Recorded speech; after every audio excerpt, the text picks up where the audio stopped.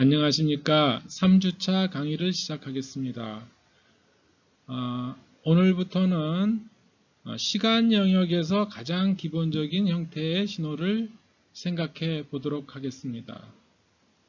지난번에 우리가 주파수 영역, 즉 각속도 오메가 제로의 각속도 또는 주파수 영역에서 가장 기본적인 형태의 신호 컴플렉스 엑스포넨셜 신호를 살펴봤었지만은 오늘부터는 시간 영역에서 가장 기본적인 신호의 형태, 즉 유닛 임펄스 신호에 대해서 알아보겠습니다. 유닛 임펄스 신호는 첫 번째 그림에서와 같이 0에서만 1의 값을 갖는 그러한 신호를 우리가 유닛 임펄스 신호다라고 이야기를 합니다. 이런 유닛 임펄스 신호를 조합을 해서 시간 영역에서 어떠한 임의 모양의 신호도 표현해 낼 수 있다라는 이야기를 할 수 있습니다. 가령 예를 들어서 유닛 스텝 함수 두 번째 그림에서 보는 바와 같이 0보다 큰 영역에서 1의 값을 갖는 신호는 우리가 어떻게 표현할 수 있을까 한번 생각해 볼 수도 있을 것입니다. 가령 이러한 유닛 스텝 함수는 우리가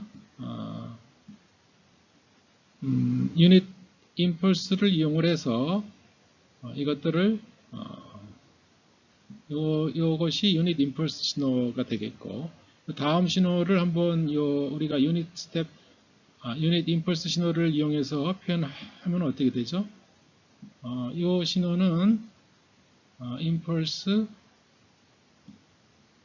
오른쪽으로 1만큼 이동한 신호가 될 것입니다. 따라서 n-1이 될 것입니다. 그러면은 이 두 번째 신호는 어떻게 되죠?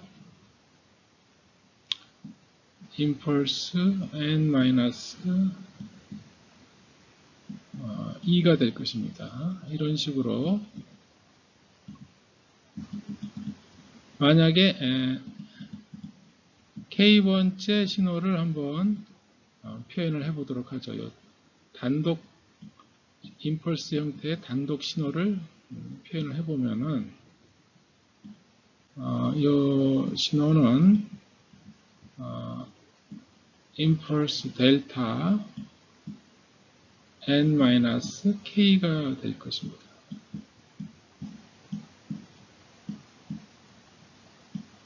그 다음에 무한대로 계속 이렇게 진행이 되겠죠. 따라서 신호는 유닛 임펄스를 이용을 해서 이렇게 타임 시프트를 이용을 하고 그것들을 다 더해주면은 우리가 유닛 스텝 함수를 표현할 수 있을 것입니다. 따라서 유닛 스텝 함수는 유닛 임펄스를 이용을 해서도 우리가 표현할 수 있을 것인데, 임펄스 n-k를 다 시켜보도록 하죠. 그래서 k가 이게 0일 때부터 시작해서 0일 때가 요 임펄스 요것을 얘기를 하는 거고, 이렇게 이미 k가 쭉 1, 2, 3, 4에서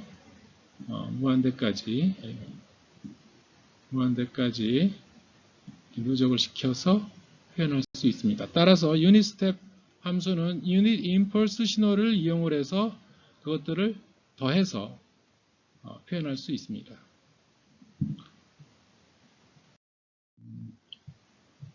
요 디스크리트 타임 지금 이렇게 이제 더해서 표현할 수 있을 것입니다. 거꾸로 우리가 그러면은 유닛 스텝 함수를 이용을 해서 한번 유닛 임펄스 신호를 한번 또 생각을 해보도록 하죠. 이 유닛 스텝 함수들을 이용을 해서 한번 거꾸로 표현을 해보도록 하죠. 그러면은 우리가 이렇게 아까 유닛 스텝 함수가 있었는데 가령 0서부터 시작하는 유닛 스텝 함수가 u, n이 될 테고 그것을 오른쪽으로 1만큼 이동을 시키면은 그것이 바로 유닛 스텝 함수를 오른쪽으로 1만큼 이동시킨 u, n-1이 될 것입니다.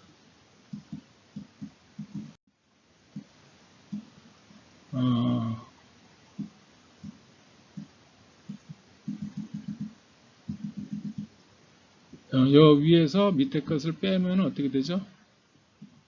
다른 건 다 없어지고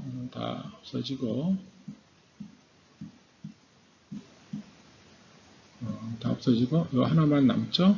요 하나만 남는 것이 이렇게 0에서 1의 값을 갖는 유닛 임펄스 신호만 남겠습니다. 따라서 우리가 유닛 스텝 함수를 이용을 해서 유닛 임펄스를 표현할 수 있고 또 아까 얘기한 바와 같이 이런 유닛 임펄스 신호들을 이렇게 계속 누적을 시켜서 타임 시프트하고 그것들을 더해서 누적을 시켜서 유닛 스텝 함수를 표현할 수 있습니다. 그 다음에 요것이 요 세 번째 식이 뜻하는 바를 한번 살펴보도록 하겠습니다. 요 과정은 우리가 어떤 신호의 이걸 조금 더 일반화 시켜서 뭐 제너럴리 이렇게 요 네 번째 식을 한번 살펴보도록 하겠습니다. 어떤 n0 위치에서의 임펄스 신호와 어떤 이미 xn 신호를 곱해주게 되면은 즉 만약에 xn 신호가 이렇게 존재를 하고 여기서 이것이 n0라고 합시다. n0의 위치에 xn 신호가 이렇게 있고 xn 신호와 지금 이 임펄스 n0 위치에서의 임펄스 신호 즉 n0 위치에서의 임펄스 신호는 델타 n-n0죠. 그래서 이것이 바로 n0 위치에서의 높이가 1인 이런 높이값을 갖는 나머지는 다 제로인 이러한 신호를 우리가 델타 n-n0라고 이렇게 표현할 수 있습니다. 따라서 이 두 신호를 곱해준다는 의미는 n 나머지에서는 다 제로죠. 그러니까 n0 이외에서는 모든 다 제로가 되고 n0 위치에서만 높이값이 어떻게 되죠? 요게 1이고 요 높이값은 x n0라는 x 함수에다가 n 대신에 n0를 집어넣은 어떤 상수값이 나오겠습니다. 따라서 이 신호를 우리가 어떻게 표현하느냐? 이 높이값이 1이 아니고 xn0로 조정이 되죠. 따라서 크기가 xn0라는 어떤 특정한 상수값이 나오고 이거는 이제 함수는 아닙니다. n 도메인에서 이미 결정이 된 n0라는 어떤 특정한 위치에서의 높이값, 즉 value예요, value. 어떤 상수값이 될 테고 그 다음에 함수로서 델타 n-n0, n0도 어떤 특정한 값입니다. 따라서 우리가 n0 위치에서의 이 임펄스 형태의 신호, 그렇지만 높이가 xn0로 조정이 된 이러한 임펄스 신호의 변형이죠. 이 신호를 xn0 임펄스, 즉 델타 n-n0로 표현할 수 있습니다. 이렇게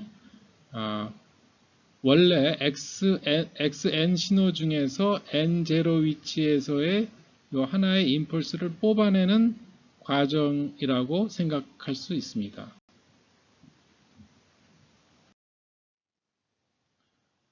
Continuous Time에서 Unit Impulse와 Unit Step 함수에 대해서 살펴보겠습니다. Continuous Time에서도 Discrete인 경우와 마찬가지로 0보다 큰 경우에 1의 값을 갖는 Unit Step 함수의 모양을 한번 생각해 볼 수 있습니다. 그러면은 Unit Impulse 신호는 어떠한 형태의 신호가 될 것인지 한번 생각해 보도록 하겠는데, 아까 우리가 디스크리트인 경우에는 유닛 스텝과 유닛 임펄스 신호의 관계가 생각을 해보면은 유닛 스텝 함수로부터 디퍼런스를 이용을 해서 유닛 임펄스를 우리가 구할 수 있었고요. 이렇게 유닛 디스크리트인 경우에는 이렇게 디퍼런스를 이용을 했었죠. 그렇지만은 컨티뉴어스인 경우에는 여기에 대응해서 이런 미분을 이용을 해서 유닛 스텝 함수를 미분해서 유닛 임펄스를 구한다, 이런 개념을 도입하겠습니다. 그러면은 실제로 이런 유닛 스텝 함수를 미분할 수 있느냐, 그거는 또 생각을 해봐야 되겠습니다. 따라서 이 불연속점이 존재하는데 미분을 할 수 있는지 우리가 조금 생각하기가 곤란한 경우가 되기 때문에 그것을 해결하는 하나의 방안으로서 새로운 함수를 도입을 하겠습니다. 가령 0서부터 델타까지는 이렇게 리니어하게 증가를 하는 형태의 신호를 생각을 하고, 요 유닛 스텝 함수로부터 델타를 충분히 제로로 가지고 가게 되면은 우리가 유닛 스텝 함수에 근접을 시킬 수 있을 것입니다. 따라서 먼저 중간 과정으로서 이 유닛 스텝 델타 t를 미분해 보도록 하고, 그 미분한 값이 중간 과정의 임펄스 형태의 신호가 된다라고 생각을 하고, 그것의 이 밑변의 길이 델타만큼을, 이 델타를 제로로 접근을 시키면은 그것이 바로 Continuous Time에서의 유닛 임펄스다 라고 우리가 생각을 하겠습니다. 반대로 그러한 유닛 임펄스 신호를 이용을 해서 유닛 스텝 함수를 우리가 또 생각을 해볼 수 있습니다. 이렇게 적분을 통해서 유닛 스텝 함수를 만들어낼 수 있다라고 하는 것입니다. 가령 이러한 신호의 즉 유닛 델타 t 유닛 스텝 함수를 근사화시킨 요 유닛 스텝 델타 t를 한번 미분을 하게 되면은 쭉 0보다 작은 경우에는 제로가 되고 0부터 델타까지는 이게 미분을 한다는 것이 밑변분지 높이, 즉 기울기니까 0에서부터 델타까지는 이런 홀수가 되고 그 다음에 또 여기 또 제로가 되죠. 미분을 하면은 이런 모양의 신호가 될 것입니다. 이것이 중간 과정의 임펄스 신호, 유닛 임펄스 신호의 형태가 이와 비슷할 것이다. 그렇지만 아직까지는 임펄스 신호는 아니죠. 따라서 이것을 델타 t라고 이렇게 생각을 하고, 여기서 델타 밑변의 길이의 델타를 제로로 보내게 되면은 그것이 바로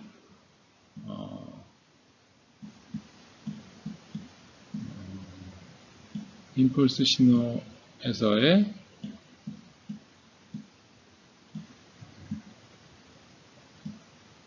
컨티뉴어스 타임에서의 임펄스 신호다. 이렇게 생각을 할 수 있을 것입니다.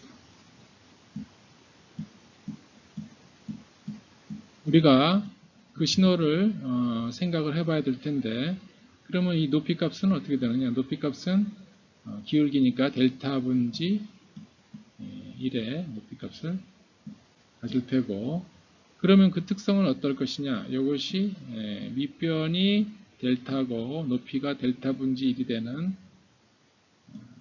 이것을 적분하면 어떻게 되죠? 적분하면 1이 나옵니다. 높이가 1인 상황이 되죠. 따라서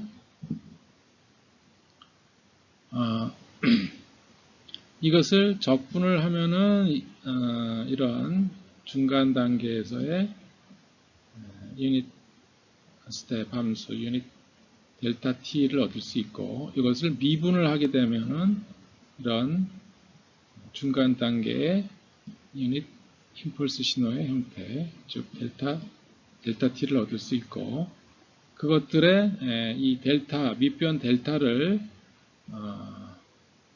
제로로 접근을 시키면은 그것이 바로 유닛 스텝 함수와 컨티뉴어스 타임에서의 유닛 임펄스와의 관계가 되겠습니다. 방금 이야기한 이러한 유닛 델타 t는 우리가 델타의 간격, 밑변의 간격이 있지만 이것을 델타를 제로로 보내게 되면은 요 델타 t가 델타 t, 즉 컨티뉴어스 타임에서의 임펄스 신호로 이렇게 표현이 되고, 그것이 바로 우리가 원하는 컨티뉴어스 타임에서의 유닛 임펄스다, 이렇게 얘기를 하고요. 그래서 여기 1이라는 것은 그것의 면적이 1이다, 이런 얘기가 되겠습니다. 면적이 1이고, 그러면 높이는 어떻게 되느냐? 밑변이 거의 제로로 접근하게 되면 높이는 엄청 높은 값을 가질 것입니다. 우리가 그렇게 아주 스파이크가 탁 튀는 0에서만 스파이크가 거의 튀고, 그 다음에 밑변의 길이는 거의 제로에 가까운 그러한 형태의 신호, 그것이 바로 컨티뉴어스 타임에서의 임펄스 신호다, 이렇게 얘기를 할 수 있겠습니다. 그 다음에 아까와 마찬가지로 어떠한 요 마지막 신호, 좀 more generally 이러한 임펄스 t-t0의 임펄스 신호와 어떠한 임의 모양의 xt 신호를 곱하게 되면은 이것도 마찬가지죠. 이렇게 어떤 임의 모양의 xt 신호를 우리가 임펄스 신호하고 곱하게 되면은, 즉 임펄스 신호는 예를 들어서 t0만큼 이렇게 그동안 임펄스 신호를 이렇게 곱하게 되면은 다른 부분은 다 제로가 되고 t0에서만 높이 값이 요 높이라기보다도 곱하게 되면 여기 xt에서 유효한 게 다른 쪽은 다 제로가 되고 xt에서 유효한 것은 오직 요 xt 제로 값만 뽑아내지게 되겠습니다. 따라서 xt의 전체 신호들 중에 t0에서만 이 값을 뽑아내는, 즉 샘플링 되는 개념이라고 볼 수 있습니다.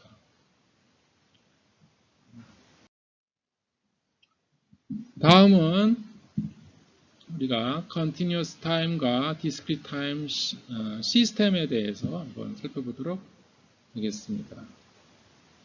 이 시스템을 우리가 여러 가지 형태의 시스템이 있는데, 시스템의 연결 상태로서 먼저 직렬 연결 시스템을 생각해 볼 수 있고, 병렬 연결 시스템, 마지막으로 피드백으로 연결된 신호 시스템, 이렇게 생각해 볼 수 있습니다. 여러분도 이렇게 예전에 건전지를 연결할 때 직렬 연결, 병렬 연결 이런 것을 이미 경험을 했을 것입니다. 가령 복잡한 시스템을 설계를 할 때 그 복잡한 시스템을 한꺼번에 구성을 하기는 좀 복잡하고 힘들죠. 따라서 역할 분담을 해서 두 개의 파트로 나눠서 서로 공동작업, 병렬로 이렇게 공동으로 시스템을 구성을 한 다음에 그것들을 연결해서 전체 시스템을 구성할 수가 있을 것입니다. 이때 직렬 연결로 연결하는 시스템을 가정해 놓고 첫 번째 시스템과 두 번째 시스템을 이렇게 각각 만들어서 직렬로 연결할 수도 있을 테고요. 그 다음에 첫 번째 시스템과 두 번째를 이렇게 병렬로 우리가 연결할 수도 있을 것입니다. 그 다음에 마지막으로 이렇게 피드백으로 연결한 그런 경우도 우리가 있을 수가 있습니다. 뭐 건전지를 예를 들면은 우리가 직렬 연결, 병렬 연결은 쉽게 생각해 볼 수 있겠고요. 피드백인 경우는 우리가 가장 쉽게 우리가 경험할 수 있는 부분은 예를 들면은 확성기를 한번 생각을 해보죠. 어떤 사람이 확성기에다 대고 말을 하게 되면은 그것이 증폭 시스템에 의해서 앰플리파이어, 즉 증폭된 신호의 출력으로 나갑니다. 그렇지만은 이 출력이 또다시 경로를 타고 이 시스템 2라는 것은 이쪽으로 다시 입력적으로 들어오는 이 신호로 합성이 될 수가 있죠. 즉 가령 이렇게, 물론 이 신호보다는 첫 번째 아웃풋 신호보다는 조금 작아지겠지만, 즉 곱하기 예를 들어서 0.5에서 아웃풋에 0.5가 돼서 다시 이쪽으로 입력적으로 더해지게 되면은 그 신호의 합이 다시 이렇게 증폭기에 들어가게 되면은 좀 더 소리가 커질 테고, 그렇게 되면은 이것이 계속 반복이 되게 되면은 상당히 커다란 신호가 이렇게 증폭이 돼서 나오는 경우를 여러분들이 가끔가다 경험할 수 있습니다. 즉, 연설하는 도중에 마이크를 스피커 쪽으로 이렇게 갖다 대게 되면 삐 하는 울림이 나오는데, 그것이 바로 이렇게 피드백 루프를 형성을 해서 출력이 계속적으로 이렇게 증가를 하는, 자꾸 증폭이 되는 그런 형태의 신호 형태가 되겠습니다. 다음은 우리가 메모리가 있는 또는 메모리가 없는 시스템에 대해서 생각해 보겠습니다. 방금 이야기한 스피커 같은 경우에는 메모리가 없는 경우가 되겠죠. 바로 입력이 들어가는 것이 메모리 없이 바로 출력이 되는, 예를 들어서 이것이 3이다. 그러면 입력 신호에 3배를 곱해서 출력을 내보내라 라는 증폭기에 해당하는 그런 증폭률이 이렇게 R이 되는 그러한 어떤 시스템을 생각해 볼 수 있고, 이런 식으로 나타낼 수 있을 것입니다. 우리가 예를 들어서 메모리가 있는 경우에는 어떻게 되느냐, 예를 들어서 우리가 플립플롭에 어떤 신호를 인가를 하게 되면은 그것이 나오는 신호는 여기 1만큼 딜레이를 시키는, 1초만큼 있다가 그 다음에 딜레이를 머물고 있다가 신호를 머금고 있다가 딜레이를 시켜서 출력을 시켜라. 그러면 이게 플립플롭인 경우에는 1초가 딜레이가 되겠죠. 여기가 예를 들어서 x n이다. 그러면은 요거는 x 클락, 한 클락이 딜레이가 돼서 x n-1인 신호가 출력이 될 것입니다. 이것이 메모리죠. 이런 플립플롭이 바로 메모리입니다. 1초 동안 신호를 머금고 있는 그러한 형태의 신호가 되겠습니다.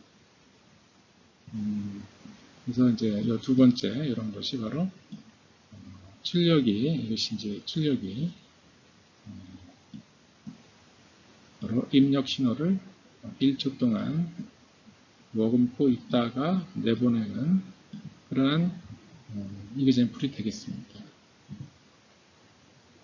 첫 번째도 마찬가지가 되겠죠. 이렇게 예를 들어서 이게 k가 아니고 이제 앞에 n-k가 되겠습니다.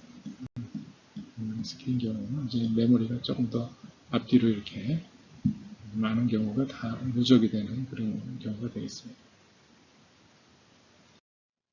그 다음에 어떤 시스템이 인버터블 하느냐 안 하느냐, 그래서 만약에 인버터블 하다라고 하면은 우리가 어떤 시스템의 출력으로부터 입력을 추정해낼 수 있으면 인버터블 하다라고 이야기할 수 있습니다. 즉 우리가 어떤 시스템이 있고 출력을 우리가 알고 있다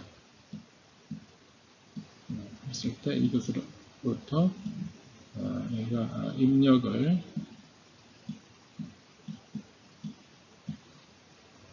구할 수 있을까라고 하면은 가령 xt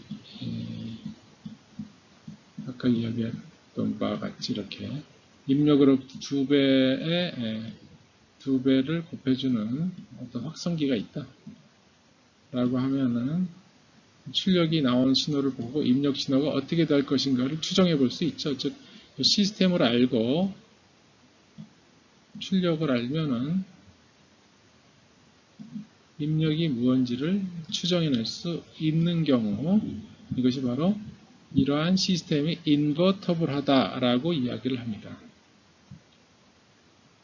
반면에 우리가 출력으로부터 입력을 알아낼 수 없는 또는 추정할 수 없는 또는 결정할 수 없는 경우가 있습니다. 따라서 이런 경우는 우리가 생각을 해보면 이렇게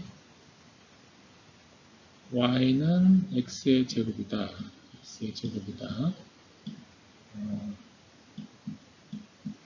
제곱이 되는 경우는 출력을 우리가 알고 있다라고 했을 때 이 출력이 어느 입력으로부터 오는 것인지 t에서 온 건지 마이너스 t에서 온 건지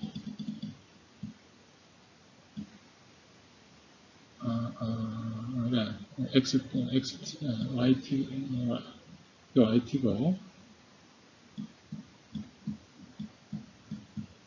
xt인데 xt에서 온 건지 마이너스 xt에서 온 건지 알 수가 없죠. 따라서 우리가 결정할 수 없는 경우, 이런 경우는 인버터블 하지 않습니다. non-invertible 하고 마찬가지로 y는 0이다 그러면은 0을 보고 입력이 어떻게 된 것이 우리가 출력으로부터 입력이 어떻게 되는지 알 수가 없습니다. 수평선이라고 하면은 이렇게 수평선상에 입력이 모두 다 어느 경우도 다 0이 나온다라고 하면은 입력이 어떻게 되는 경우에도 다 출력이 제로가 된다라고 그러면 우리가 역시 마찬가지로 알 수가 없습니다. 다음은 어떤 시스템이 커절하냐 안 하냐 이런 이야기를 해볼 수 있습니다. 커절하다는 얘기는 우리가 출력으로부터 그러니까 과거의 입력이 현재 출력에 영향을 미치는 경우 커절하다 이런 이야기를 할 수 있습니다. 그러면 넌 커절한 경우는 어떤 경우냐? 이거는 예측기를 이야기를 합니다. 넌 커절한 경우는 커절하다는 것은 앞뒤 순서가 있는 먼저 입력이 들어가고 어떤 시간상에 먼저 입력이 들어가고 그 다음에 출력이 이 시간 이후에 어떤 시간 이후에 출력이 이제 이렇게 y가 나오는 그런 형태. 따라서 이렇게 시간이 입력이 먼저 들어가고 출력이 그 다음에 나오는 그런 경우. 앞뒤 순서가 뒤바뀌지 않은 먼저 입력이 들어가고 출력이 그 다음에 입력에 근거해서 출력이 나오게 되는 경우 우리가 이런 커절 시스템이다 이렇게 이야기를 하고 그러면 그 반대되는 경우도 있느냐? 그러면 출력이 먼저 나오고 입력이 그 다음에 나올 수가 있느냐? 그거는 사실상 우리 현실 세계에서는 존재하지 않는데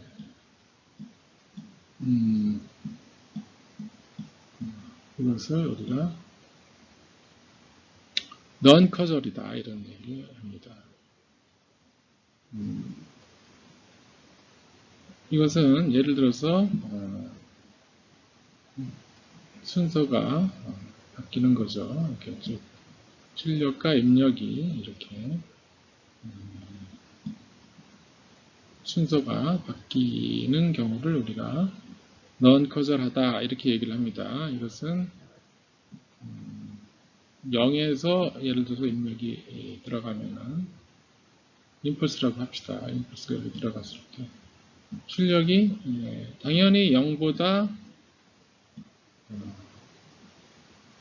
우리가 정상적인 커절한 경우라고 하면은 오른쪽에 시간상으로 이 0을 중심으로 오른쪽에 어떤 출력이 나올 것입니다.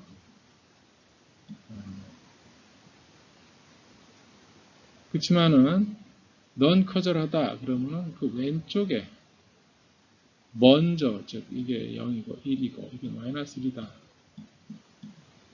임펄스가 이렇게 들어가고 시간이 1초 후에 임펄스가 나온다라고 하면 코절이지만은 입력이 0을 기준으로 했을 때 그보다 왼쪽에 신호가 존재한다고 하면은 그것은 입력이고 출력이 0보다 입력이 0에서 인가가 됐을 때 출력이 0보다 작은데 존재를 한다라고 하면은 수학적으로는 이런 모양의 출력을 생각해 볼 수 있다라는 것입니다. 따라서 신호가 오른쪽으로 이동을 하게 되면은 커절하지만은 신호가 왼쪽으로 이동을 하게 되면은 그것은 넌 커절한 경우가 되겠습니다. 즉 입력이 0에서 인가가 됐을 때 출력이 마이너스 1에서 인가가 되는 경우. 그래서 이것이 입력이 XT다 라고 할 때 왼쪽으로 1만큼 이동하게 되면은 이 신호는 XT 플러스 1이 되겠습니다.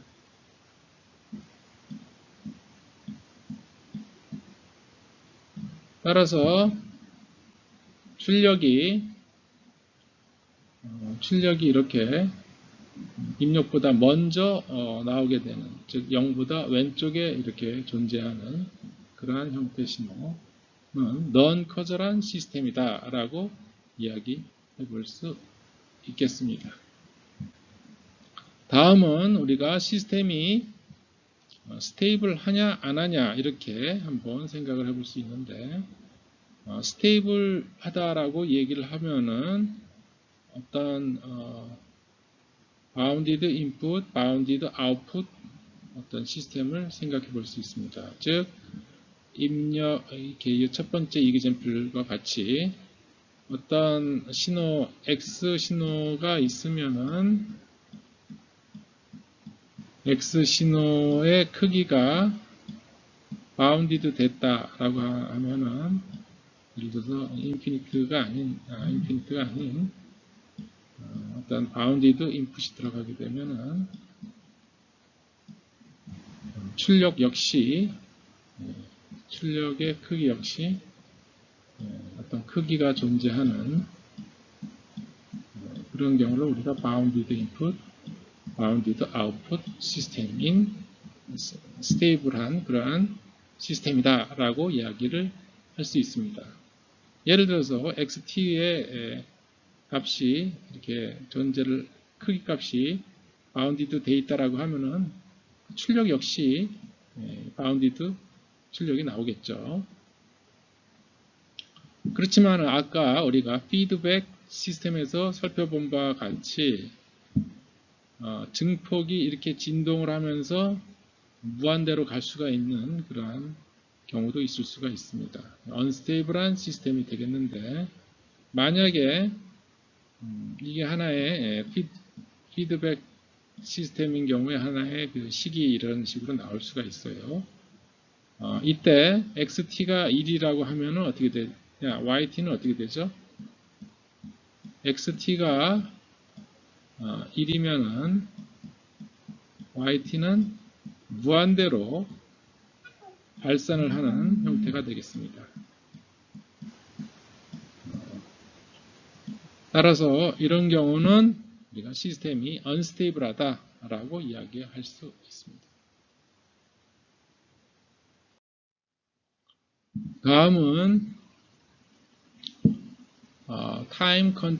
continuous time과 discrete time에서 time invariance에 대해서 알아보겠습니다. time invariance란 시스템의 특성이 시간에 따라서 고정이 되어 있는 경우 우리가 time invariant 하다라고 하고,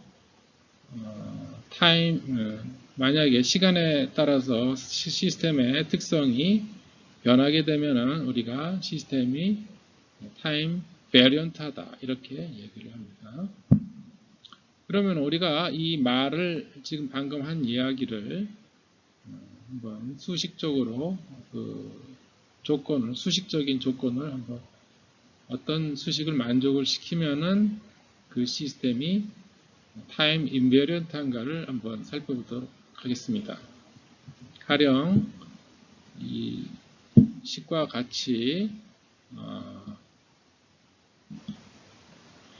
XT 신호가 들어가면 YT 신호가 나온다고 할 때 XT-T0에서 신호가 들어가면 YT-T0의 신호가 출력이 되면은 그런 경우는 우리가 타임 인베리언트하다라고 이야기할 수 있습니다. 이게 무슨 얘기냐? 먼저 물리적으로 타임 인베리언트하다라고 하면은 가령 여러분들 회로를 꾸며볼 수가 있을 텐데 전기 신호의 저항과 저항이 있을 때고 여기에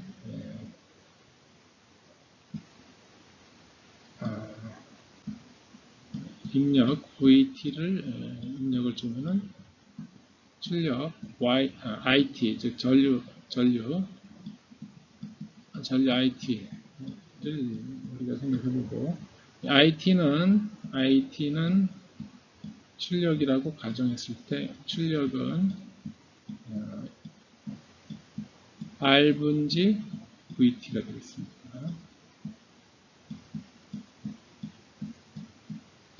이 시스템은 바로 R분지 1이라는 어떤 개수에 숨어 있죠. 입력이 VT고 시스템은 지금 R분지 1에 해당하는 이것이 시스템을 나타내는 어떤 속성이 되겠습니다. 이 시스템의 속성이 시간에 따라서 변하냐 안 변하냐, 즉 저항값이 시시각각 변하느냐 안 변하느냐, 그것을 가지고 우리가 이 시스템이 타임 인베리언트한가 타임 베리언트한가를 따져볼 수 있겠습니다. 우리가 보통 일반적으로 어떤 시스템들은 이 저항값이 계속 변하지 않는다라고 가정을 합니다.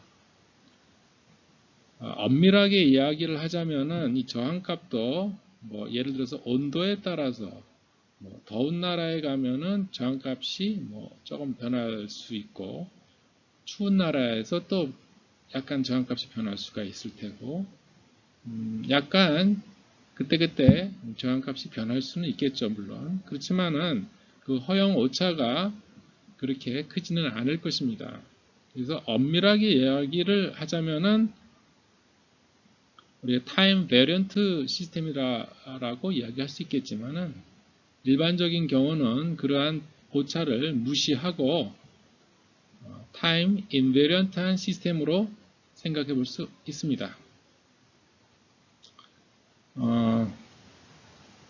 이렇게 타임 인베리언트한 시스템이다 라고 했을 때 입력과 출력의 관계가 시간에 따라서 변하지 않는다라고 하면은 바로 그것이 타임 인베리언트하다 이렇게 얘기할 수 있습니다. 우리가 수식적으로 예를 들어서 입력이 이렇게 임펄스가 주어졌을 때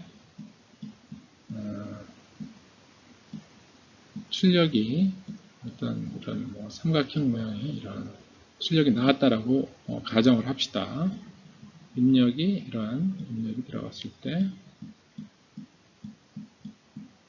이러한 출력이 나왔습니다.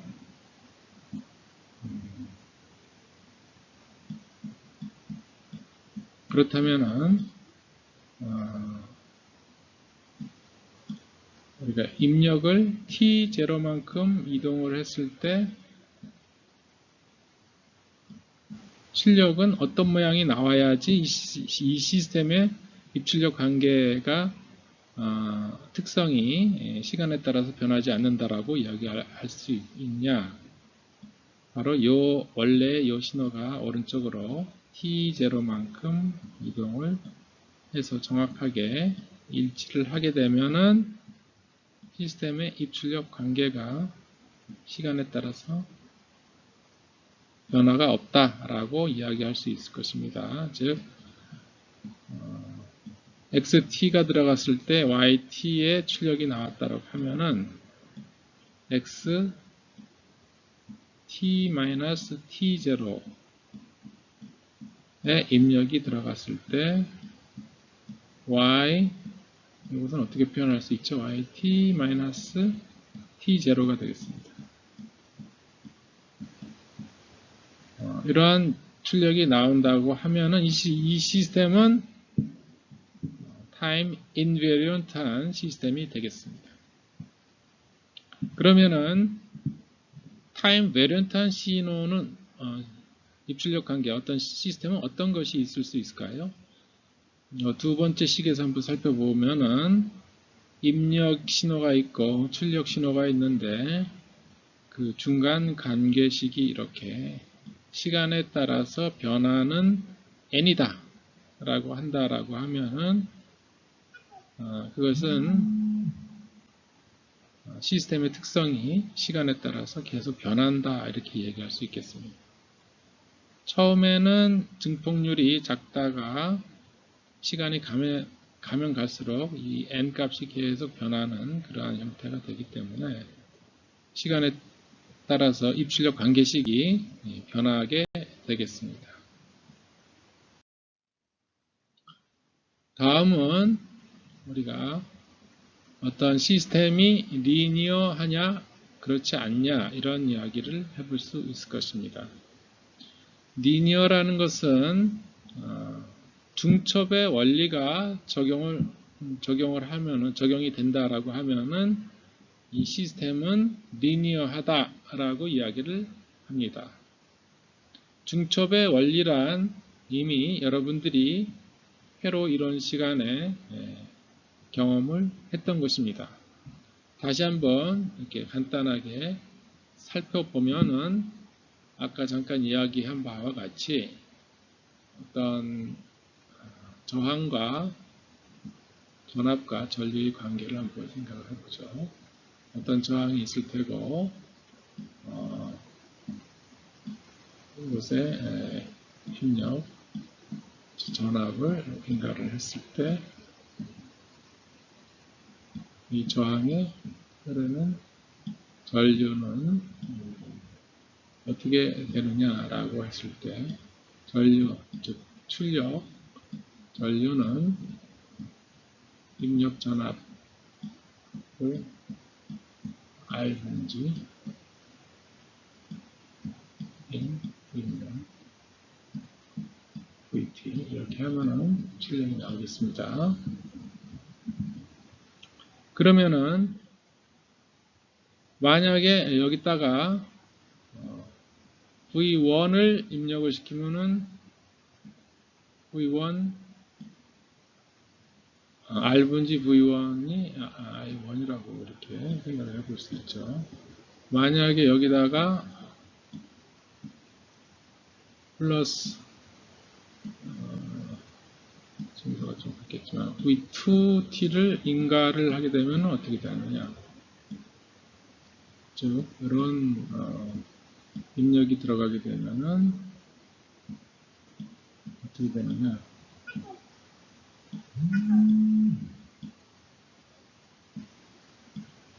우리가 이런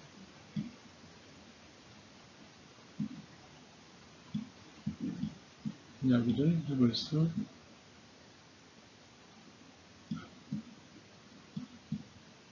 있을 것입니다. 즉 V1 플러스 V2의 R분지 1를 곱하면은 이것이 바로 I1 플러스 I2T 이렇게 출력을 생각을 해볼 수 있을 것입니다. 가령 여기다가 우리가 예를 들어서 V2에다가 V1에다가 예를 들어 2배를 이렇게 해준다고 하면 어떻게 되죠? 그러면은 여기가 2배가 될 테고 여기가 2배가 될 테고 이렇게 되겠습니다.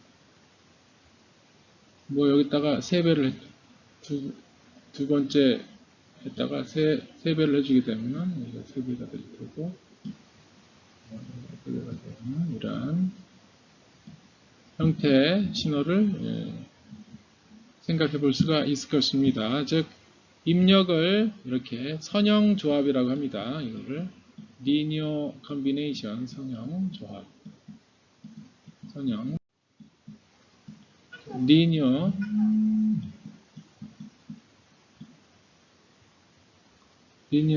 combination,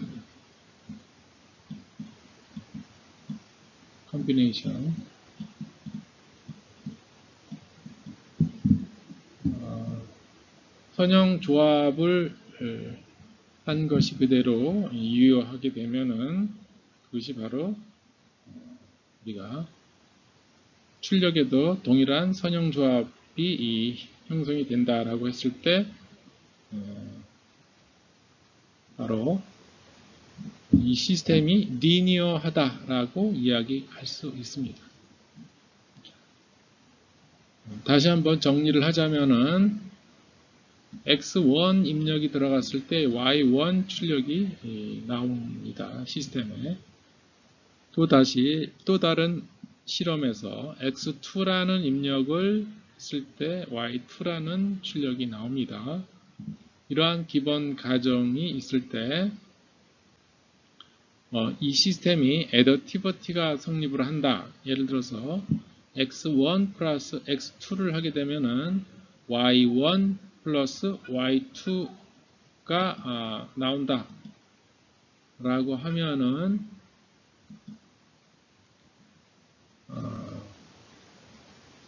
이 시스템의 애더티버티가 성립을 한다라고 이야기를 합니다. 만약에 이 시스템에다가 A라는 어떤 상수값을 곱하게 되면 원래 출력에도 동일한 A가 곱해져서 출력이 나온다라고 하면은 이 시스템이 호모지니어티가 성립한다라고 얘기를 합니다. 이 애더티버티와 호모지니어티 이 두 개의 특성이 동시에 성립을 한다. 이것이 바로 슈퍼포지션 프로퍼티라고 하는데 이 슈퍼포지션 프로퍼티가 바로 중첩의 원리가 작용을 하는 그런 특성을 수학적으로 이렇게 다시 이야기를 하자면은 호모지니어티와 애더티버티가 성립을 하는 경우를 우리가 중첩의 원리, 즉 슈퍼포지션 프로퍼티가 성립을 한다라고 이야기를 할 수 있습니다. 그것을 수학적으로 다시 이야기를 하면은 이렇게 이야기해볼 수 있습니다. 즉 x1에 a배의 컨스탄트를 곱해서 x2에 또 b라는 어떤 상수를 또 곱해서 그것들을 또 더해진 입력을 시스템에 가하게 되면은 이 선형 조합, 즉 이 컨스탄트 a와 이 더하기와 이 컨스탄트 b 이러한 관계는 그대로 유지가 되는 그러한 시스템. 즉 이것이 바로 이것으로 대체가 되고 이 x2가 y2로 이렇게 대체된 출력이 나온다라고 하면은 이것이 바로 중첩의 원리가 작동을 한다. 즉 리니어하다라는 이야기를 해볼 수 있습니다. 여러분들이 이미 회로 실험에서 이러한 중첩의 원리에 대해서 실험을 했을 것입니다. 그래서 여러분들 이제 이미 물리적으로도 그것이 뜻하는 바가 무엇인지 우리가 생각해 볼 수 있다는 것입니다. 가령 I1을 집어넣었을 때 X1을 집어넣었을 때 Y1이 나오더라. 어떤 시스템에. 또 X2를 집어넣어 봤더니 또 Y2가 나오더라. 그러면은 AX1을 집어넣게 되면 AY1 나오더라. BX2를 집어넣으면 또 BY2가 나오더라. 그러면 AX1 플러스 BX2를 집어넣으면 AY1 플러스 BY2가 나오더라. 이런 관계가 성립한다라고 하면 이 시스템이 바로 리니어한 시스템이다라고 얘기를 하는 것입니다. 한번 리니어한 시스템을 한번 다시 생각을 해보죠. 이그젬플, 첫 번째 이그젬플에서 아까 타임 인베리언트 하지만 시간에 따라서 t의 증폭률을 갖는, 시간에 따라서 증폭률이 자꾸자꾸 커지는 그러한 타임 인베리언트 하지만은 이러한 첫 번째 시기에 해당하는 것을 보면은 이것은 리니어한 시스템이다라고 얘기해 볼 수 있습니다. 왜냐? 이 슈퍼포지션 프로퍼티가 성립하는지 확인을 해 볼 수가 있습니다. 즉 우리가 x1에 입력을 집어넣게 되면은 어떻게 되죠? t x1이 나오죠. 여기다가 a배를 곱하게 되면 a배 출력이 나오죠. 그 다음에 x2를 집어넣으면 tx2가 나오고 여기다가 b를 곱해주면은 원래는 bx2가 돼서 되는데 b를 또 앞으로 빼내게 되면은 b 곱하기 tx2가 되니까 결국은 입력에 b를 곱해주면 출력에도 b가 곱해지는 꼴이 되겠습니다. 그러면은 이것들을 한번 더해보면 어떻게 되죠? 더해보면은 결과적으로 이것이 더해진다는 것을 확인해 볼 수 있습니다. 즉 입력에 이 더해진 것에 t를 곱하게 되면은 출력하고 정확하게 일치를 하죠. 따라서 이 시스템은 리니어한 시스템이 되겠습니다. 그러면 이 두 번째 식은 왜 넌리니어하냐? 이건 중첩의 원리가 작동을 하지 않습니다. 즉 이러한 컨스탄트가 더해진 신호는 중첩의 원리가 작동을 하지 않는다는 것을 여러분들이 쉽게 확인해 볼 수 있습니다.